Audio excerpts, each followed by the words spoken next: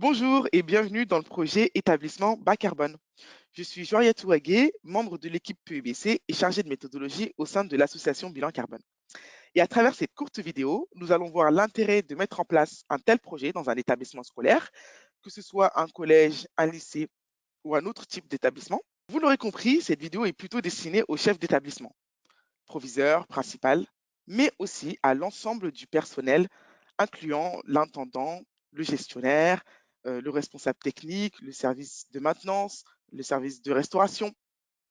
Car comme vous le verrez, l'acronyme PEBC signifie Projet Établissement Bas Carbone et implique de fait l'ensemble des personnes qui participent à la vie de l'établissement.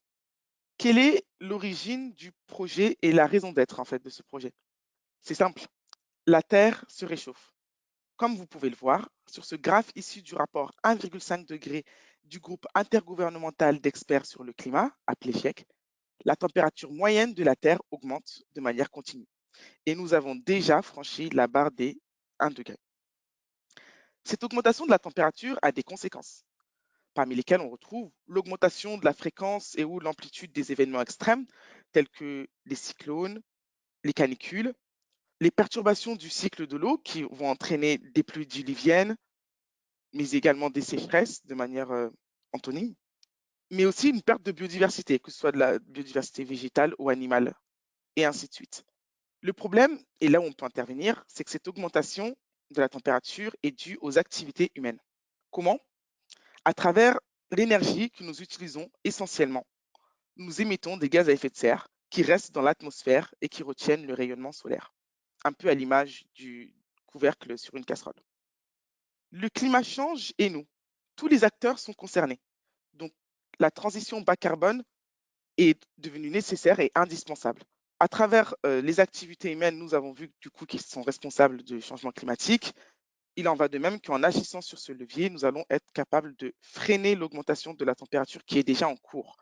Et l'objectif est bien sûr de limiter la hausse de la température à plus de degrés avant la fin du siècle, puisque en atteignant le plus de degrés, il va y avoir une boucle de rétroaction qui va emballer le système qui est déjà perturbé avec l'augmentation qui a déjà atteint le plus 1 degré. Donc, réduire nos émissions de gaz à effet de serre pour nous permettre d'assurer une transition énergie-climat et d'avoir une vie sur Terre viable va entraîner de notre part des actions nouvelles qui vont nous nécessiter de repenser, d'inventer, de construire de nouveaux modes d'organisation compatibles avec les conditions de la vie sur Terre. Pourquoi ce projet? Du coup, toutes les structures et toutes les organisations sont sujets à la transition, puisqu'il s'agit d'un enjeu de société, mais également d'un enjeu planétaire. Par exemple, les entreprises, mais aussi les États, communiquent sur leurs objectifs de transition et le système éducatif n'est pas en marge du sujet. De fait, l'ensemble des établissements scolaires est concerné par la transition écologique. Donc, chaque collège, chaque lycée se trouve en prise avec des questions d'environnement et de développement durable. PEBC n'est pas seulement un projet pour les élèves, c'est aussi un projet pour l'établissement et pour toutes les personnes qui y travaillent, qui le fréquentent, qui y transitent.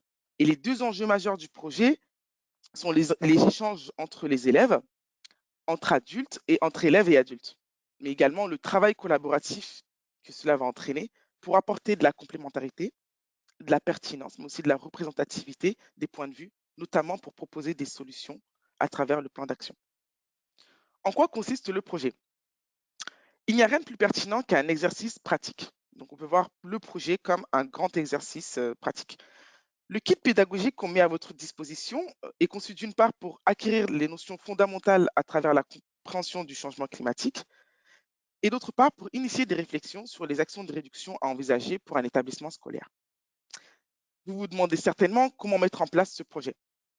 Pour cela, nous vous invitons à suivre les vidéos de la séance de sensibilisation qui suivent pour vous familiariser avec les notions de changement climatique, découvrir le projet d'un point de vue pédagogique et commencer à vous exercer. À la fin de cette séance, vous serez prêt à utiliser le kit pédagogique et à démarrer le projet avec vos élèves. Le kit contient non seulement des ressources pour la partie sensibilisation, mais également un calculateur pédagogique qui va être la partie pratique de l'exercice pour faire les calculs et comprendre la comptabilité carbone appliquée à votre établissement. Nous sommes dans une phase d'expérimentation qui va durer 1 an, de 2020 à 2021, centrée principalement sur l'Île-de-France, mais ouvert à l'ensemble des participants en France. Donc, la région importe peu, c'est juste qu'il va y avoir peut-être une différence de suivi, mais le projet est ouvert à tous puisque les données seront mises en ligne sur la plateforme. Et de toute façon, avec le contexte sanitaire, il est fort probable que toutes les interactions se fassent de manière virtuelle dans un premier temps. Le projet établissement bas carbone peut être défini comme une démarche qui vise à la mise en place d'actions de réduction. Comme vous le voyez, ce qu'il faut viser, c'est aller au-delà du bilan carbone et c'est concrètement l'utilisation des résultats et tout ce qui va en découler, car c'est la voie pour inventer un nouveau système d'interaction entre les élèves et les adultes et entre les adultes et les adultes. La place du bilan carbone, comme vous le voyez, elle est centrale. Donc c'est cette phase-là c'est la troisième phase qui se trouve au milieu. Elle est centrale, mais ce n'est pas la finalité. La démarche ne s'arrête pas à cette étape. Il existe encore deux autres étapes qui sont la partie réflexion sur les actions de réduction pour aboutir à un plan d'action et la restitution qui est très importante pour sensibiliser un plus grand nombre et avoir une phase d'implication de l'ensemble des personnes de l'établissement. Donc l'utilisation des résultats est l'amorce, si je puis dire, de la transition. Comment cela se passe? Il va y avoir une phase de collecte des données spécifiques au bilan carbone. Donc, le projet n'est pas l'apanage de l'équipe pédagogique, donc des enseignants qui vont suivre les élèves sur la partie sensibilisation, car sans vous, vous, chef d'établissement, vous, responsable technique, vous, intendant, responsable du service restauration, du service de maintenance, il est impossible d'avoir les données de base, c'est-à-dire le socle sur lequel le projet se définit. Les élèves auront probablement besoin de relais également pour accéder aux personnes ressources externes à l'établissement. C'est également par vous qui vont passer pour pouvoir avoir accès à ces personnes. Donc, on ne rattache pas ce projet à un champ de compétences ni à une matière particulière. Hein, ce n'est pas l'apanage des sciences physiques et chimiques. Mais on a vraiment besoin de l'implication du personnel pédagogique et non pédagogique pour avoir une vision prospective de la place des établissements scolaires dans les sociétés. Et quand on parle de place, on entend aussi bien l'usage des locaux, leur conception, leur rénovation si besoin, et leur place également au sens géographique du terme, leur taille et le nombre d'élèves qui sont accueillis. Donc, nous recommandons de passer un nombre d'heures minimal sur la phase de construction du plan d'action, puisque ce n'est pas une étape à négliger et que finalement, c'est la finalité du projet. Donc, c'est un projet fédérateur qui permet à la fois de réunir l'équipe projet, l'équipe pédagogique et l'équipe projet constituée des élèves volontaires, mais également les autres élèves de manière élargie, puisque c'est notamment pendant la phase de co-construction du plan d'action qu'on va utiliser le brainstorming pour pouvoir recueillir des avis de personnes qui ont participé au projet, mais aussi de personnes qui n'ont pas participé au projet pour avoir des points de vue élargis. Il impliquera également les autres enseignants qui ne sont pas forcément impliqués dans l'équipe projet pour avoir, comme je vous disais, un cercle élargi des acteurs liés de près ou de loin aux activités de l'établissement, donc y compris les acteurs externes. Donc l'idée, c'est d'identifier les freins et les leviers à l'intégration des enjeux environnementaux dans les établissements scolaires et d'identifier toutes les actions possibles par l'apport des élèves, de la direction, du personnel, et d'aller au-delà des actions immédiates, c'est-à-dire les actions auxquelles on pense tout de suite, notamment liées au recyclage ou des actions minimes qui peuvent être mises en place immédiatement et qui sont caractérisées plutôt par leur facilité de mise en place. Donc la construction va permettre d'explorer des pistes qui n'auraient pas pu être identifiées par une seule catégorie d'acteurs. Et c'est également le moment de tester, enfin, de mettre en phase la faisabilité de l'action avec les acteurs qui seront concernés. Donc c'est une phase où il faut être créatif et qui demande d'aller au-delà des idées reçues. Et vous voyez bien du coup que cette démarche s'étend au-delà d'une année. Puisque sur le projet qui dure un an, on vous demande d'arriver au plan d'action.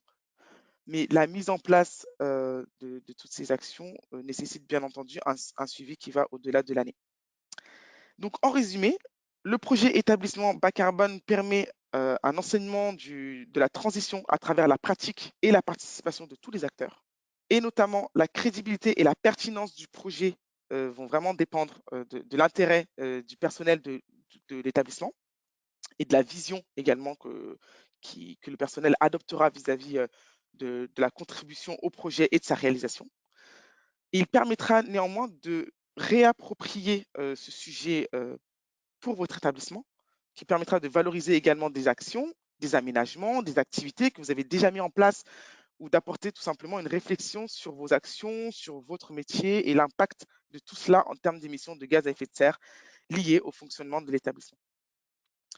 Donc, le facteur capital pour ce projet, c'est vraiment la volonté d'une part, puisqu'il faut un investissement fort pour aller plus loin que des actions ponctuelles euh, et changer d'échelle pour avoir vraiment des réductions des émissions de gaz à effet de serre.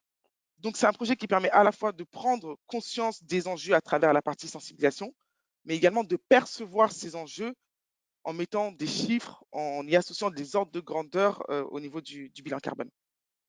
Et c'est finalement la capacité à faire du collectif structuré, que ce soit sur la collecte des données, le calcul du bilan carbone, la restitution auprès de, de l'ensemble du personnel et des élèves de l'établissement. Et si vous regardez cette vidéo en amont du projet, cela vous permettra de comprendre la démarche des élèves lorsqu'ils vous solliciteront pour collecter les données, car vous détenez les données indispensables et caractéristiques de votre établissement. Et c'est cette matière agencée à travers le bilan carbone qui permet de préparer des préconisations d'action précises et d'amorcer les premières réflexions. Je suis convaincu que ce projet est à même de répondre à votre besoin et d'enseigner le changement climatique de manière ludique aux élèves à travers un projet euh, spécifique qui réunira à la fois élèves et adultes, donc qui ne le percevront pas uniquement comme un cours supplémentaire, une matière supplémentaire. Donc n'hésitez pas, soyez des pionniers, anticipez et vous saurez en tirer le meilleur. À très bientôt et merci de votre attention. Et je finirai par cette citation de Antoine de Saint-Exupéry qui résume tout à fait le cheminement, la démarche de transition. Pour ce qui est de l'avenir, il ne s'agit pas de le prévoir, mais de le rendre possible. Merci.